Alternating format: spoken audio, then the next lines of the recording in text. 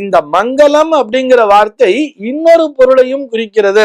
அது என்ன பொருள் சொல்லி பார்த்தோம்னா, வசிப்பிடம் அல்லது இருப்பிடம், ஒரு பகுதியை குறிக்கின்ற சொல்லாக தமிழர்களால் பயன்படுத்தப்பட்டு வந்ததால் தான் அந்த மங்களத்திற்கும் இந்த மங்களத்திற்கும் வித்தியாசம் வேண்டும் என்பதால் இந்த மங்களம், அதாவது பள்ளிக்கூட லாவை போடக்கூடிய அந்த பொதுநகரத்தை போடக்கூடிய மங்களத்தை இந்த சுபத்திற்கு பயன்படுத்தினார்கள். மங்களம்ங்கிறது எப்படி சார் இருப்பிடத்தை குறிக்கும் சொன்னா, நிறைய ஊர்கள் பெயரையே நம்ம உதாரணத்துக்கு எடுத்துக்கலாமே. திருமங்கலம் அப்படிங்கிற ஒரு ஊர் இருக்கு, நீடாமங்கலம்ங்கிற ஒரு ஊர் இருக்கு, கண்ணமங்கலம்ங்கிற ஒரு ஊர் வேலூர் டிஸ்ட்ரிக்ட்ல இருக்கு, நாயுடு மங்கலம் அப்படிங்கிற ஒரு ஊர் பார்த்தோம்னா நம்ம திருவண்ணாமலை டிஸ்ட்ரிக்ட்ல இருக்கும், சதுர்வேதி மங்கலம் அப்படிங்கிற மாதிரிலாம் இருக்கும்.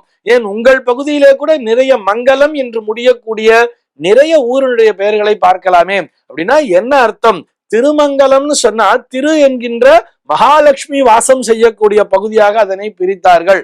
நீடாமங்கலம்னு சொன்னா அது நீராடும் மங்கலம். அந்த நீடாமங்கலம்ங்கிற ஊரை சுத்தி 3 ஆறுங்கிறது போகும், அந்த இடத்துலதான் போய் நீராடணும் அப்படின்னு சொன்னா அதற்காக அது நீராடும் மங்கலம், நீராடுகின்ற இடமாக அதனை நீராடும் மங்கலம் என்பது நீடாமங்கலமாக மாறிவிட்டது.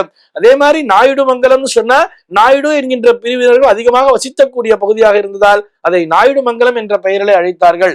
சதுர்வேதி மங்கலம் என்று சொல்வார்கள். அந்த ஊர்ல பார்த்தோம்னா 4 வேதங்களையும் படித்த அந்த அந்தணர்கள் அதிகமாக வசித்த பகுதி என்பதால் அதனை சதுர்வேதி மங்கலம் என்ற பெயரிலேயே அந்த ஊரினையும் அழைத்தார்கள்.